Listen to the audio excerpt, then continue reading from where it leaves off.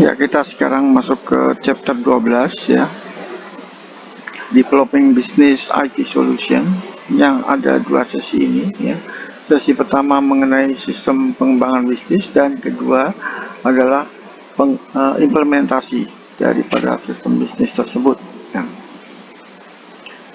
Learning objektifnya di sini adalah menggunakan proses pengembangan sistem yang diuraikan dalam bab ini dan model komponen sistem informasi dari bab 1 sebagai kerangka kerja pemecahan masalah untuk membantu kita mengusulkan solusi sistem informasi untuk masalah bisnis sederhana. Menjelaskan dan memberikan contoh untuk menggambarkan bagaimana kita dapat menggunakan setiap langkah siklus hidup pengembangan sistem informasi untuk mengembangkan dan menerapkan sistem informasi bisnis. Menjelaskan bagaimana pembuatan prototipe dapat digunakan sebagai teknik yang efektif untuk meningkatkan proses pengembangan sistem bagi pengguna akhir dan spesialis IS atau sistem informasi. Memahami dasar-dasar manajemen proyek yang penting dan pentingnya upaya pengembangan sistem yang berhasil, mengidentifikasi kegiatan yang terlibat dalam implementasi sistem informasi baru, membandingkan dan kontras 4 strategi konversi sistem dasar, dan menjelaskan bagaimana faktor evaluasi yang harus dipertimbangkan dalam mengevaluasi akuisisi perangkat keras, perangkat lunak, dan layanan sistem informasi. Kita masuk ke sesi 1 tentang pengembangan sistem bisnis. Pengembangan sistem informasi. Misalkan kepala eksekutif perusahaan tempat Anda bekerja meminta Anda menemukan cara yang mendukung web untuk mendapatkan informasi dan dari staf penjualan di perusahaan Anda. Bagaimana Anda akan mulai? Apa yang akan Anda lakukan? Maukah Anda terjun ke depan dan berharap dapat menemukan solusi yang masuk akal? Bagaimana Anda tahu apakah solusi Anda bagus untuk perusahaan Anda? Menurut Anda, apakah mungkin ada cara sistematis untuk membantu Anda mengembangkan solusi yang baik untuk permintaan CEO, Chief Executive Officer? Ya. Ada cara, dan itu adalah proses pemecahan masalah yang disebut dengan pendekatan sistem. Ketika pendekatan sistem untuk pemecahan masalah diterapkan pada pengembangan solusi sistem informasi untuk masalah bisnis, itu disebut pengembangan sistem informasi atau pengembangan aplikasi. Kita akan menunjukkan kepada Anda bagaimana pendekatan sistem dapat digunakan untuk mengembangkan sistem dan aplikasi bisnis yang memenuhi kebutuhan bisnis perusahaan serta karyawan dan pemangku kepentingannya. Pendekatan sistem.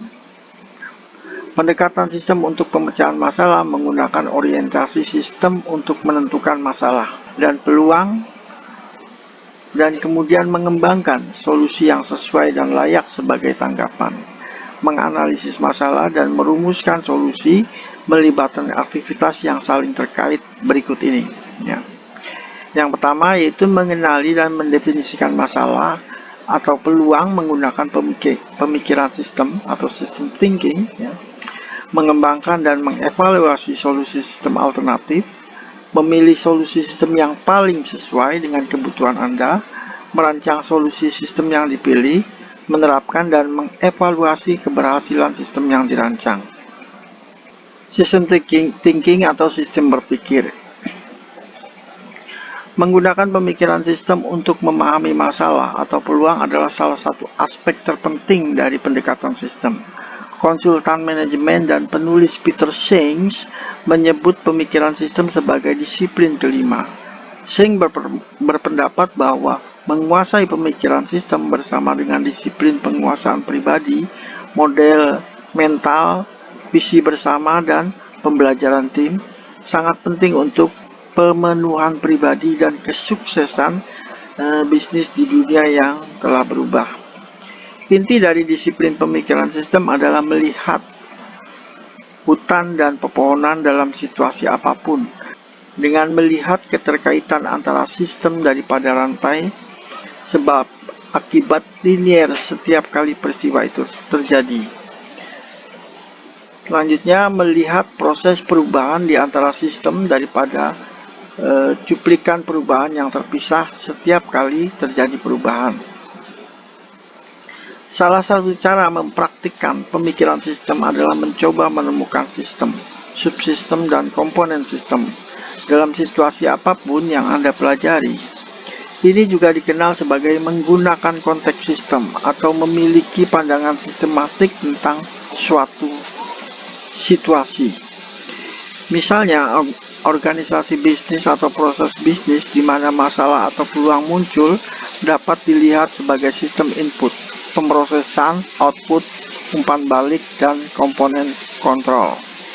Kemudian untuk memahami masalah dan menyelesaikan, kita akan menentukan apakah fungsi sistem dasar ini dilakukan dengan benar. Kita lihat gambar ini. Ini adalah contoh proses penjualan suatu bisnis dapat dipandang sebagai suatu sistem. Kita kemudian dapat bertanya, apakah kinerja penjualan output yang buruk disebabkan oleh upaya penjualan atau input yang tidak memadai, prosedur atau pemrosesan penjualan yang kadaluarsa, informasi penjualan yang salah atau umpan balik, atau manajemen penjualan kontrol yang tidak memadai. Gambar ini mengilustrasikan konsep tersebut. Sistem Analysis and Design. Proses keseluruhan di mana sistem informasi dirancang dan diimplementasikan dalam organisasi disebut sebagai analisis dan desain sistem atau SAD, System Analysis Design. Dalam proses ini terkandung kegiatan yang meliputi identifikasi masalah bisnis, solusi yang diusulkan dalam bentuk sistem informasi untuk satu atau lebih masalah yang teridentifikasi, dan desain serta implementasi solusi yang diusulkan untuk mencapai tujuan organisasi yang diinginkan. Dan saat ini ada banyak pendekatan SAD, System Analysis Design. Dua pendekatan yang paling umum adalah analisis dan desain berorientasi objek dan pendekatan siklus hidup. Meskipun masing-masing memiliki kelebihan dan kekurangan, dan dua pendekatan berbeda dalam banyak hal, keduanya berkaitan dengan analisis dan desain sistem informasi yang berhasil. Dalam kebanyakan kasus, pilihan akan bergantung pada jenis sistem yang diteliti dan sejauh mana pengguna dapat menentukan kebutuhan dan persyaratan mereka dengan jelas. Pembahasan menyeluruh tentang kedua pendekatan berada di luar cakupan teks ini. Jadi, kita akan fokus pada metode yang paling umum, yaitu pendekatan siklus hidup. Sistem Development Life Cycle, jadi mungkin kalau di Indonesia akan sebagai siklus kehidupan pengembangan sistem. Salah satu metode menggunakan pendekatan sistem untuk mengembangkan solusi sistem informasi, dan yang paling umum dalam analisis dan desain sistem organisasi, dapat dilihat sebagai proses yang berulang-ulang yang disebut dengan siklus hidup pengembangan sistem atau SDLC. Gambar di slide selanjutnya ini mengilustrasikan apa yang terjadi di setiap tahap proses, yaitu proses investigasi, analisis, desain, implementasi, dan maintenance, ya. Jadi di sini kita bisa lihat tahap prosesnya, yaitu investigasi, analisis, desain, implementasi, dan maintenance atau pemeliharaan. Namun penting untuk disadari bahwa semua aktivitas yang terlibat dalam SDLC sangat terkait dan saling bergantung. Oleh karena itu, dalam praktek yang sebenarnya, praktek aktual, beberapa aktivitas perkembangan mungkin terjadi pada waktu yang sama, sementara aktivitas tertentu dalam langkah tertentu dapat diulangi. Ini berarti pengguna dan analisis sistem dapat mengulangi aktivitas sebelumnya kapan saja untuk memodifikasi dan meningkatkan sistem yang sedang dikembangkan. Kita akan membahas aktivitas dan produk dari setiap langkah siklus pengembangan sistem dalam bab ini. Starting the system development process, memulai proses pengembangan sistem. Apakah kita memiliki peluang strategis? Apa prioritas bisnis kita? Bagaimana teknologi informasi dapat memberikan solusi sistem informasi yang menangani prioritas bisnis kita? Ini adalah pertanyaan yang harus dijawab dalam tahap analisis kelayakan awal, atau terkadang disebut sebagai investigasi sistem, yang merupakan langkah pertama dalam proses pengembangan sistem. Di mana di dalam sistem investigasi ini, produk yang dihasilkan adalah berdalam bentuk studi kelayakan atau feasibility study. Tahap ini mungkin melibatkan beberapa pertimbangan proposal yang dihasilkan oleh kasus bisnis formal atau proses perencanaan strategis. Tahap investigasi juga mencakup studi kelayakan awal dari solusi sistem informasi yang diusulkan untuk memenuhi prioritas dan peluang bisnis perusahaan seperti yang diidentifikasi dalam proses perencanaan. Di sini ada beberapa tahapan yang biasa digunakan, yaitu menentukan bagaimana menangani peluang dan prioritas bisnis, melakukan studi kelayakan untuk menentukan apakah sistem bisnis baru atau lebih baik merupakan solusi yang layak, mengembangkan rencana manajemen proyek dan mendapatkan persetujuan dari manajemen. Selanjutnya adalah pengembangan solusi sistem informasi. Ya. Jadi dalam pengembangan solusi sistem informasi ini melibatkan sistem analisis dan sistem desain, di mana sistem analisis menghasilkan functional requirement, dan sistem desain itu menghasilkan sistem spesifikasi. Di dalam sistem analisis, yang dilakukan adalah menganalisa kebutuhan informasi karyawan, pelanggan, dan pemangku kepentingan bisnis lainnya, mengembangkan persyaratan fungsional dari sistem yang dapat memenuhi prioritas bisnis dan kebutuhan semua pemangku kepentingan, mengembangkan model logis dari sistem saat ini.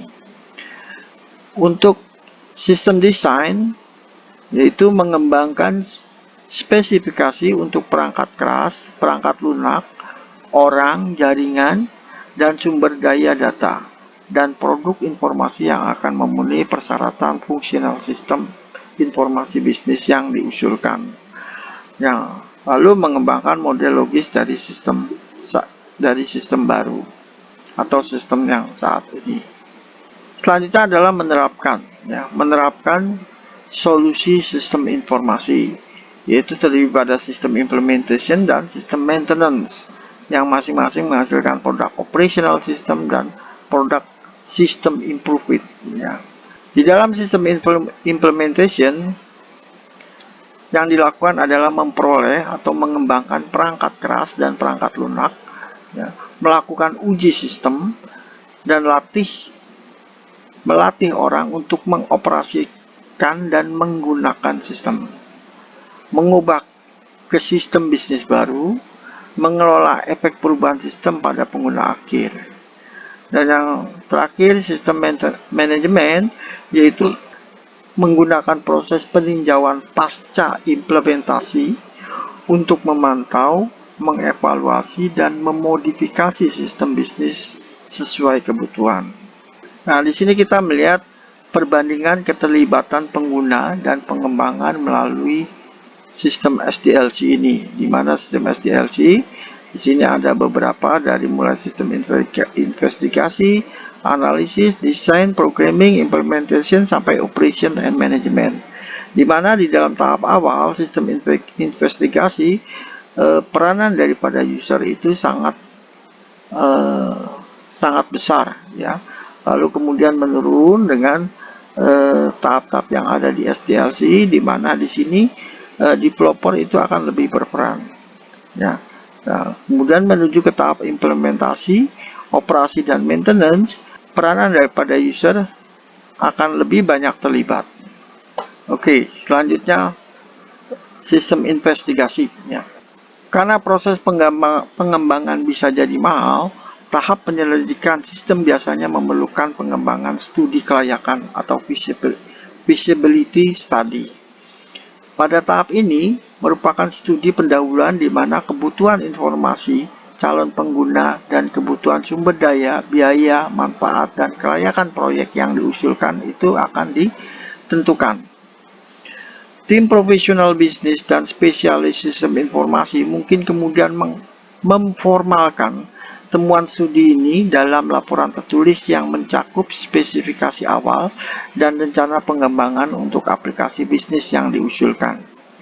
Jika manajemen perusahaan menyetujui rekomendasi studi kelayakan, proses pengembangan dapat dilanjutkan.